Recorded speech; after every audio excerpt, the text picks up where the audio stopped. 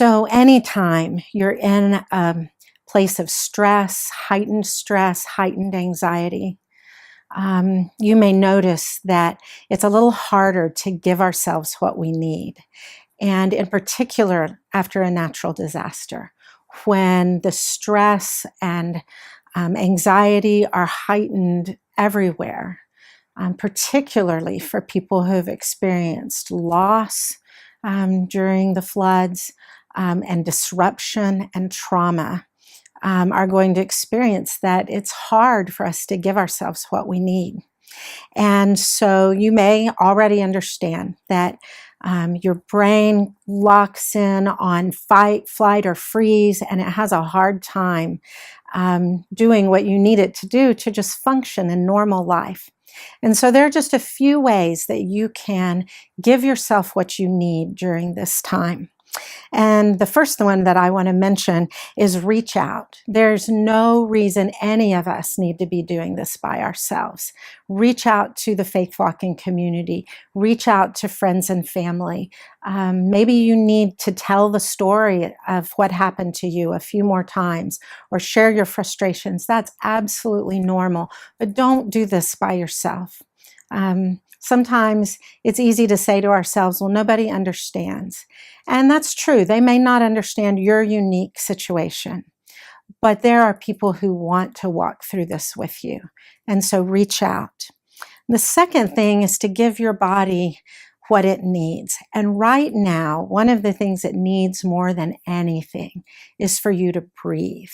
Now, I know that sounds kind of funny that you're thinking, well, of course I'm breathing. I'm still alive. But the truth is that as we get more stressed out, as we get more anxious, our breathing gets shallower and shallower, and it doesn't do the job.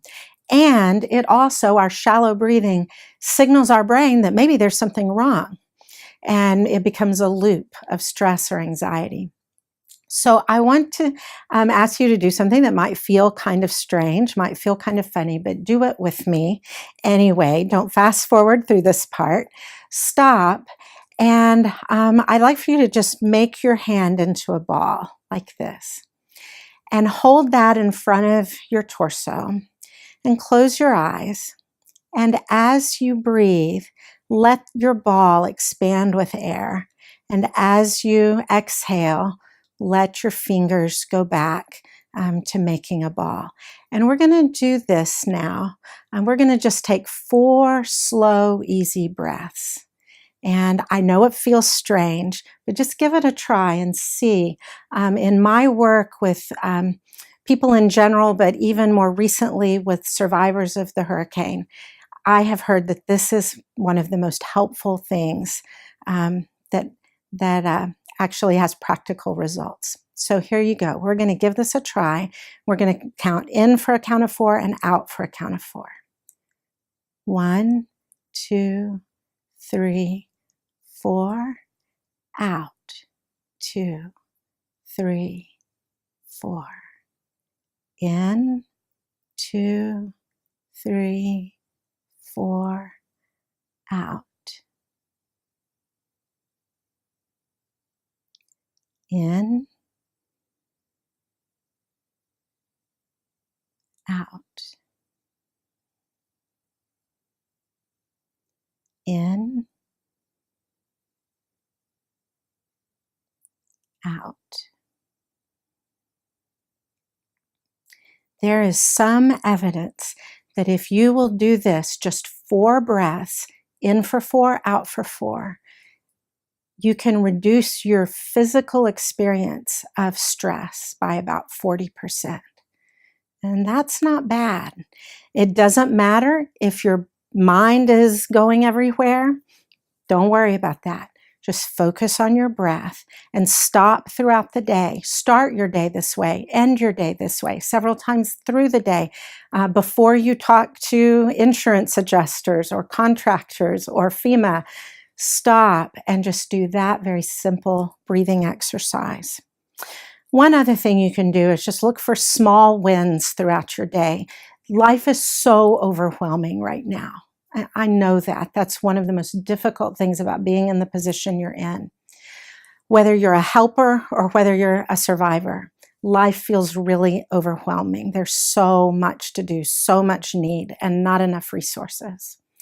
If you will just at the beginning of every day, just write down 3 things that you need to do that day. I know you have a to-do list of, 27 things, but just choose 3 things and give your word to doing those 3 things. And then when those 3 things are done, then you can choose other things to do if you still have time and energy. But it's helpful to just get some small wins. And sometimes those 3 things need to be call a friend, take a shower, very basic things like that, go to work. Sometimes they need to be more specific or more flood related. I'll leave that up to you. But sometimes it just feels good to know I don't have to do 27 things today. I just need to do these 3 things, and that can give you an early win. And just keep in mind that while we're giving our brains and our bodies what they don't need is more than usual amounts of alcohol, more than usual amounts of comfort food, video games, even social media, TV, or isolation. Those are not things that our brains and bodies need right now. And you deserve to give your brain and your body what it needs.